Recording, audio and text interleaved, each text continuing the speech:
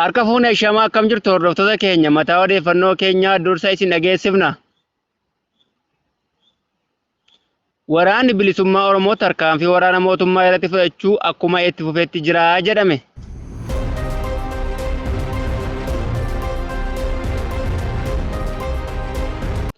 Abbootiin alangaa Oromiyaa torban darbe waraana bilisummaa Oromootiin butamanii turan lama gadi dhiifamuu abbootiin alangaa hundee miidiyaatti himan.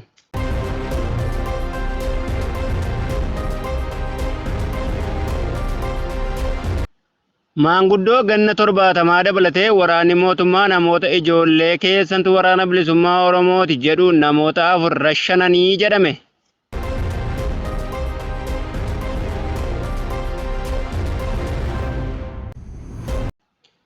Dhaabbanni Effort mootummaan federaalaa uggura herregaa baankilee irra kaa'ee ture hatattamaan akka irraa kaasu dhaabbatichi gaafatee jedhame.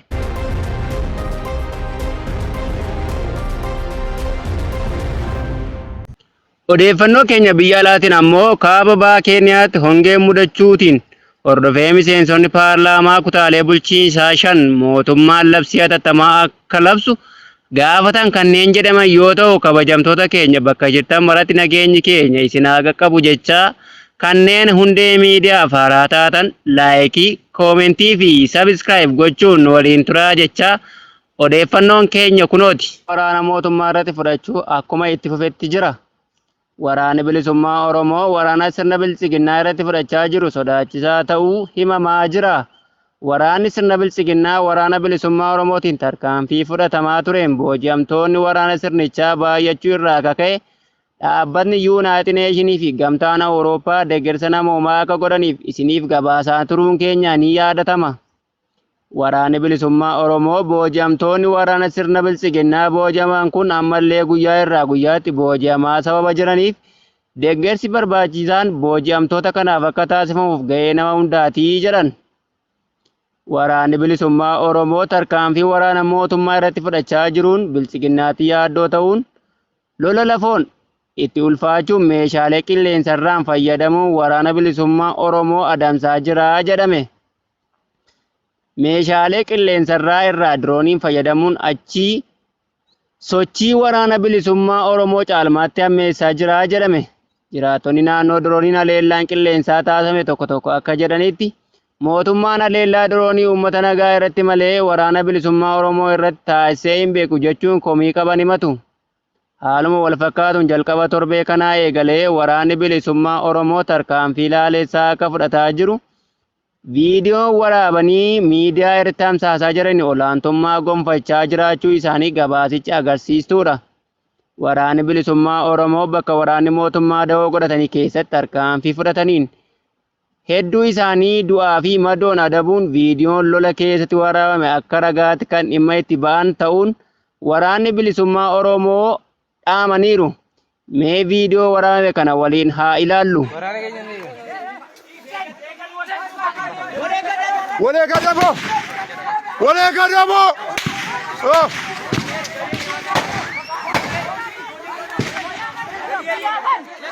Oh! Dole. Wabo! Wabo!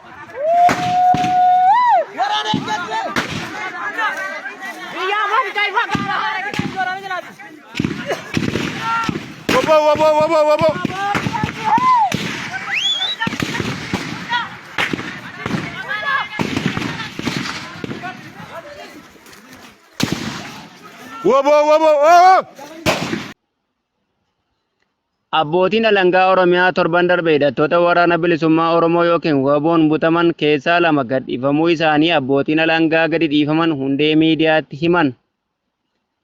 Abbootiin alangaa 4 butaman keessaa tokko ajjeefamuun tokko ammoo rasaasaan dhaamuun lubbuun oolee Finfinneetti yaalamaa jiraachuu iyyafanneerra. Abbootiin alangaa kunneen gaafa 17/3/2018 magaalaa Jimmaa irraa ka'uun gara magaalaa Naqamtee osoo imalaa jiranii aanaa Jimmaa Arjoo keessatti butamanii turuun isaanii ni yaadatama. Namoota gad dhiifamuun gara maatii isaaniitti imalaa turan keessaa abbaan alangaa obbo Alamaayyoo Ballataa dubbisneerra. Abbaan alangaa obbo Alamaayyoo Ballataa kan butaman guyyaa gara sa'a 8 walakkaatti ture. Obbo Alamaayyoo haala turtii isaanii yoo dubbatan kan butamne qaama hin beekamneen osoo hin taane waraana bilisummaa Oromootiinii jedhan. Jimmaa irraa kaanee Beddellee keessa baanee yoo Jimmaa Arjoo naannoo dhedheessaa geenyu to'atamnee jedhan. Obbo Alamaayyoon akka jedhanitti akkuma to'atamneen mootummaan odeeffannoo argataniin natti fakkaata dhukaasatu ture harkaa nu baasuuf jecha dhukaasa cimaatu ture jedha. Ijoollee nu qabanis asii ol dhukaasaa turan. Nuyi qaama lamaan fuulduraa hidhattootaa kana adeemaa turre. Abbootiin alangaa lama ammoo duuba keenya turan. Dhukaasa kana gidduu tokko abbaan alangaa obbo Nagaasaa Kabbadaa rukutamuu isaanii dhageenye. Inni tokkos rukutamuu akka hin hafne dhageenye malee hin qulqulleeffannee jedhan. Namni sadaffaan obbo Addisuu Laggasaa jedhaman rasaasaan dha'amuun erga argamanii booda lubbuun oolanii Finfinneetti yaalamaa jiraachuu hundeen miidiyaa odeeffannoo argateera. Abbootiin alangaa to'annoo waraana bilisummaa Oromoo jala turan bakka guyyoota 9 booda gadi dhiifamuun gara maatii isaaniitti deebi'uuf waraanni bilisummaa Oromoo daandiitti baasee maallaqa harkaa dhuunfatamee ture waliin godinuma Wallagga Bahaa keessatti abbootii alangaa butaman kun akka lakkifaman akkasumas rakkoon homaa akka irra hin geenyes hundee miidiyaan odeeffateera.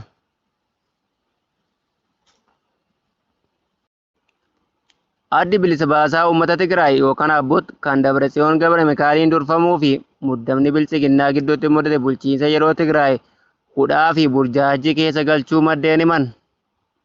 Bulchiinsi yeroo Tigraay kan Jeneraal Taaddasaa Waradaan durfamu eenyu waliin dhaabbachuu akka qabu dalga itti galee miila tokkoon bilchiginnaa waliin tokkoon ammoo iddoo biraa dhaabbatee jira jedhan. Kanaanis gara itti deemu wallaalee burjaajiitti jira jedhu maddeen itti dhiyeenyaan gama lachuu quba qaban. Gareen adda bilisummaa uummata Tigraay yookaan Abbot kan Dabratsiyoon Gabra Mikaaliin durfamu qondaalota waraanaa Tigraay haga tokko qabatee Eertiraa waliin gamtaa Cimdoo jedhamu tolfatee jedhu maddeen keenya. Muddamni kun dura osoo hin hammaatiin waggaa tokko dura wantoonni akka kanaan ifatti dubbatamuu hin jalqabin qondaalonni Abbotii fi qondaalonni waraanaa Tigraay olaanoon gara Eertiraa dhoksaan marmaaraa turuu odeeffannoo keessoo isaaniitii ba'aa turaniin ergasii bubbulee dubbiin kan ifatti dubbatamuu jalqabee jedhame. Cimdoon gamtaa bu'uuraan mootummaa Eertiraa fi Abbot kan qondaalota waraanaa Tigraayiin deeggaramuun hundeeffame akeeka humna finxaalessaa faannoo of cina hiriirsuun mootummaa federaalaa loluu qaba jedhu xiinxaltoonni itti dhiyeenyaan hordofan. Kanaanis gartuuleen humna finxaalessa faannoo keessaa warra of cina hiriirse akka qabu dubbatu. Kana gidduutti bulchiinsi yeroo Tigraay gara itti goru dhabuutu dhaga'ame. Maddeen keessoo akka jedhanitti bulchiinsa yeroo Tigraay gama tokko mootummaa federaalaa waliin waldiddaamaatti seenuu hin fedhu. Gama tokkoon ammoo dhiibbaa Abbotii fi qondaalota waraanaa jalaa waan jiruuf caasaan isaa harka guddaan miseensotaa fi deeggartoota isaaniitiin waan qabameef ergama Abbotii fi qondaalota waraanaa Tigraay raawwachuufis dirqamee jedhu. Kana gidduutti akka ta'u wallaalee jedhu maddeen gama sana arganne akka ibsanitti mootummaan federaalaa Jeneraal Taaddasaa Waradaan hariiroo humnoonni Tigraay qaamota alaa waliin taasisan dhaabsisuuf waliigaltee mallatteessan akka hojiirra oolchan cimsee fedha. Abbotii fi qondaalonni waraanaa Tigraay ammoo gocha kana jabeessanii itti fuutu himama. Inumaa gamtaa Cimdoo jedhu sadarkaa tolfachuu irra ga'anii jedhame. Cimdoon ammoo gamtaa mootummaa federaalaa waraanuuf socho'uun isaanii himama ture. Kana gidduutti mootummaan federaalaa baajata deeggarsa Tigraayiif ergu dhaabuutu dhaga'ame. Mootummaan federaalaa baajanni ani ergu harka humna waraanaa waraanuuf socho'u jala jira jedhee himata. Akkamitti jennaan baajanni ani ergu naannicha deebisanii misoomsuu otoo hin taane hidhattoota Abbot na waraanuuf kaambii kaawwateef oolaa jira jedhe. Obbo Geetaachoo Raddaas yaada kana deeggaruu kanaan dura dubbatanii turan. Bara bulchiinsa isaanii baajanni naannichaa biliyoonaan lakkaa'amu loltoota Tigraay kaambii keessa jiraniif oolaa akka ture dubbatan. Mootummaan federaalaa Abbot ta'ee jedhe sagantaa loltoota duraanii hiikkachiisuu fi hawaasatti makuu DDR jedhamu gufachiisee loltoota kaambiitti kuusee taa'aa jedhe. Loltoonni duraanii kana fayyadamee Eertiraan deeggaramee na waraanuuf akeeka qaba. Baajanni ani naannoo Tigraayiif ergu kanaaf oolaa jedhee himata. mootummaan federaalaa ifatti baajata Tigraayiif ergu kutuu ibsuu baatus baajata erga hambisee bubbuluutu dhaga'ame. Bulchiinsi yeroo Tigraay immoo mootummaan federaalaa baajata na dhorkachuu isaatiin rakkoo hamaatu nama mudataa jira jedhe. Baajanii turuu isaatiin tajaajiloota hawaasummaa kennuuf rakkataa jira ka jedhu pirezidaantiin bulchiinsa yeroo Tigraay Jeneraal Taaddasaa Warraa tibbana dubbii dubbataniin baajanni hafuu isaatiin miidhaan hojjettoota mootummaa kaffaluu ulfaataa dhufuu eeraniiru. Kunis nageenya naannichaa booressaa akka jiru himan. Baatiiwwan lamaan darban baajanni deeggarsa mootummaa federaalaa irraa akka hin argamne Jeneraal Taaddasaan dubbatan. Erga dhiyoo kana hidhattoonni humnoota Tigraay kaambiiwwan garaagaraa keessa jiran miindaan of hin kaffalamne jedhanii hiriira ba'uutti jiru. Abut garee Dabratsiyoon Gabra Mikaa'eliin durfamu immoo rakkoo kana maraaf mootummaa federaalaatti quba qaba. Mootummaan federaalaa ta'ee jedhee waliigalteen Piriitooriyaa akka hojiirra hin oolle godhaa jiraachuu Abut himata. Daangaan Tigraay bakka waraana kaaba Itoophiyaa dura turetti akka deebi'u gaafata. Lammiileen Tigraay bakkeewwan humnoota Amaaraatiin qabamanii buqqaafaman akka deebifamuu qabu irra deddeebiin hima. Lammiileen kunneen kan deebi'an ammoo erga bulchiinsi Tigraay bakkeewwan naannoo Amaaraatiin qabamaniitii deebi'ee booda ejjennoo jedhu tarkaanfachiisa. Mootummaan federaalaa ammoo Abut ta'ee jedhee lammiilee buqqaafaman akka qe'eetti hin deebine godhaa jira jedhe. Lammiileen buqqaafamanii rakkoo keessa jiran ugguree qabee galtee siyaasaaf itti fayyadamaa jira jedhee himata. Dhimma lafoota waraana kaaba Itoophiyaa dura Tigraay jala turan naannoo Amaaraa kooti jechaa ture waraanichi fayyadamee qabatee irratti mootummaan federaalaa dhimmicha mariin furmaata argata ejjennoo jedhu tarkaanfachiisaa jedha. Saffisaan akka Abut jedhutti bulchiinsi naannoo Amaaraa irratti ijaarratee diigee bulchiinsa naannoo Tigraay ijaaruun waan fedhu fakkaata jiru mootummaan federaalaa jedha. Furmaata adeemsaa yeroo dheeraa fudhatu akka barbaadu mootummaan federaalaa amantaa akka qabu maddeen keessoo mootummaa himu. Haala kana keessatti muddamni kaaba Itoophiyaa jabaatee itti fufee jira jedhame. Kana irratti bara filannoo biyyaalessaatu jira. Abut ammoo boordii filannoo waliin waldiddaa qabu deddeebisee haqamee jira. Abut akka paartiitti dorgomuuf beekamtii boordii filannoo qabaachuu baatus amma irraa haqamee jira jedhame. Gama tokkoon ammoo bulchiinsa yeroo Tigraay dhiibbaa garee Abut qondaalota waraanaa Tigraayin deeggaramaniin jala jira. Mootummaan federaalaa ammoo baajata deeggarsaa naannichaa irraa hambisaa jira jedhame.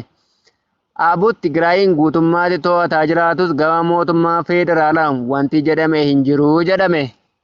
Ganna 70 dabalatee waraanni mootummaa namoota maqaa maatii keessattuu miseensa waraana bilisummaa Oromooti jedhuun maatiiwwan ollaa isaanii dabalatee namoota 5 waliin jumlaan rashanan.